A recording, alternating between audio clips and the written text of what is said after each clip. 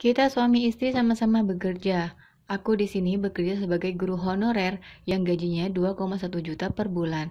Dan gaji suami aku juga mendapatkan gaji bulanan senilai 4 juta. Nah, sedangkan di sini kita itu ngerasa gaji yang sudah kita kumpulkan bersama itu masih kurang.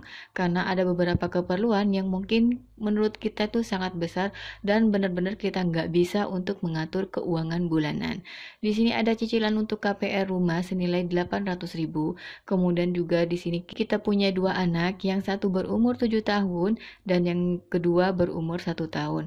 Karena kita sama-sama bekerja, di sini kita memutuskan untuk mengambil satu orang pengasuh untuk menjaga anak-anak kita, yang setiap bulannya kita bayar senilai 900.000 per bulan. Di sini kita rutin memberikan kepada orang tua senilai 300.000 per bulan, serta ada tabungan wajib yang wajib kita sisihkan dan nilai 300.000 per bulan. Nah, bagaimana ya cara mengatur keuangan ini? Karena kita itu masih pengen ada tambahan tabungan 400.000 di tiap bulannya. Apakah mungkin bisa untuk mengatur semuanya?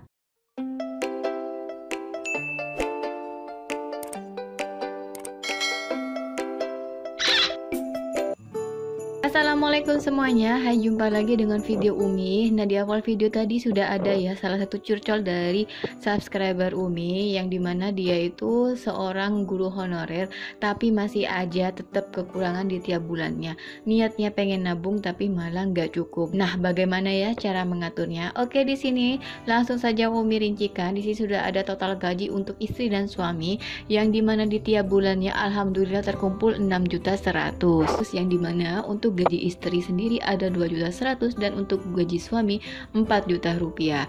Nah, apa saja sih kewajiban dan juga kebutuhan dalam satu bulan untuk pasutri ini? Nah, untuk kewajibannya sendiri di sini Umi sudah rangkum, yaitu ada cicilan KPR, yang dimana cicilan KPR itu di tiap bulannya wajib untuk membayarkan senilai 800.000. Kemudian untuk biaya pengasuh anak senilai 900.000. Untuk ngasih ke orang tua di tiap bulannya itu 300.000. Kemudian juga ada tabungan yang disisihkan di tiap bulannya itu yaitu 300.000. Nah, di sini Umi total mendapatkan senilai 2.300.000. Untuk 2.300.000 ini adalah nilai untuk kewajiban yang dimana tiap bulannya itu wajib dikeluarkan untuk Kak Aulia sendiri. Nah, kemudian apa saja sih untuk kebutuhannya? Nah, untuk kebutuhan di sini nilainya itu fleksibel, bisa dikondisikan sesuai dengan daerah masing-masing dan dengan sesuai kebutuhan yang dibutuhkan. Yang dimana di tiap bulannya itu Umi anggarkan untuk biaya belanja bulanan, yaitu sudah termasuk susu dan juga pampers, yaitu senilai 1 juta. Nah, kenapa Umi di sini anggarkan 1 juta? Karena untuk meminimalisir pengeluaran yang berlebihan, ya bolehlah kita menganggarkan di tiap pos-posnya itu sesuai dengan apa yang kita inginkan. Jadi kalau ada pengeluaran yang lebih, kita bisa mengambil dari sisa-sisa pengeluaran pos-pos lainnya, atau mungkin kita bisa merubah rincian lainnya. Dan untuk selanjutnya ada bensin, yang dimana tiap harinya itu kita anggarkan 50.000 per hari, yang kalau 26 hari kerja dalam sebulan itu kita harus menganggarkan senilai 1.300.000. Nah, 1.300.000 ini silakan disisihkan untuk keuangan bensin untuk 1 bulan oleh Kak Aulia. Kemudian ada beras, yang di tiap bulannya Umi anggarkan 300.000. Kemudian ada belanja pasar. Untuk belanja pasarnya bolehlah kita anggarkan 20.000 per harinya. Jadi kalau setiap hari dibelanjakan rutin senilai 20.000, total bulanan yang dikeluarkan senilai 600.000. Nah, untuk kebutuhan bumbu gas dan lain-lainnya di sini Umi anggarkan 200.000. Untuk biaya sekolah anak di sini sudah dijelaskan bahwa 100.000 untuk kebutuhan sekolah anak, kemudian untuk saku anak ada 5.000 per harinya. Jadi untuk 1 bulan bisa di total akumulasinya 150.000. Nah, dari semua nilai kebutuhan yang ada di sini kita dapatkan total senilai 3.350.000. Nah, untuk kebutuhan di sini silakan disesuaikan lagi dengan kebutuhan masing-masing. Kalau memang di sini memang nggak cukup, bolehlah dicukup-cukupkan atau dirubah lagi mana yang harus dilebihkan atau mana lagi yang harus dikurangkan. Kemudian kita cari berapa sih total semuanya ketika kita sudah menganggarkan semua ini dalam 1 bulan. Nah, untuk totalnya sendiri di sini Umi sudah tuliskan dari gaji 6.100.000, kemudian kita kurangi dengan total nilai kewajiban yang harus kita keluarkan di tiap bulan senilai 2.300.000. 300.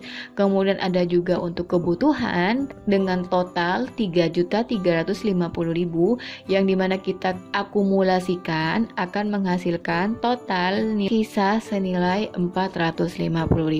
Nah, pertanyaan di awal tadi, bagaimanakah caranya supaya bisa menabung lagi senilai 400.000? Nah, dengan rincian seperti ini, insya Allah Kak Aulia itu bisa untuk menabung lagi di akhir bulan nanti senilai 450.000. Nah, jangan lupa sisakan untuk sedekah, bisa 100.000 untuk sedekah, 350.000-nya lagi untuk simpanan.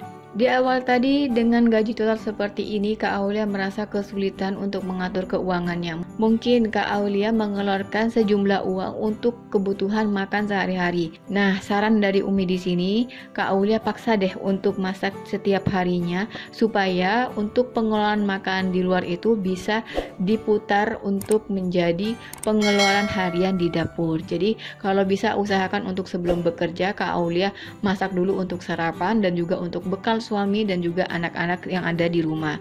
Nah, di sini Umi mau sedikit kasih catatan aja untuk semua bunda-bunda yang ada di luar dan juga tentunya Umi sendiri, yang dimana berkarir itu boleh-boleh aja, sah-sah aja, tapi jangan sampai mengabaikan kewajiban yang sesungguhnya yang seharusnya kita emban atau kita lakoni. Apa sih kewajiban kita? Ya, selanjutnya kewajiban kita sebagai seorang istri dan juga sebagai seorang ibu. Dan selanjutnya ada baiknya untuk menyeimbangkan kesibukan yang ada di luar dengan tugas sesungguhnya yang ada di rumah. Jadi kalau bisa untuk pekerjaan kita yang ada di luar dan di rumah itu kalau bisa sih seimbang ya, atau dibalanskan aja. Kemudian beri waktu untuk diri kita sendiri untuk melayani suami dan juga anak-anak.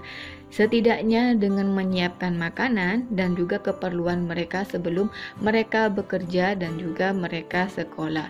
Nah, di sini bolehlah paksa untuk diri kita sendiri itu ya, sebelum menyibukkan diri di luar, kita sebaiknya menyibukkan diri untuk suami dan juga anak-anak. Layani suami untuk keperluan dia untuk bekerja dan juga untuk sarapan dia dan juga anak-anak juga tentunya. Jadi selama di rumah anak-anak itu makan olahan kita ya, walaupun menggunakan pengasuh sebagai pengganti untuk menjaga anak-anak selama kedua orang tuanya di luar rumah. Dan selanjutnya paksakan diri untuk terus bersyukur agar nikmat yang diterima itu tidak habis dengan sia-sia, dan juga agar tidak ada lagi keluhan dalam mengatur keuangan serta melayani keluarga.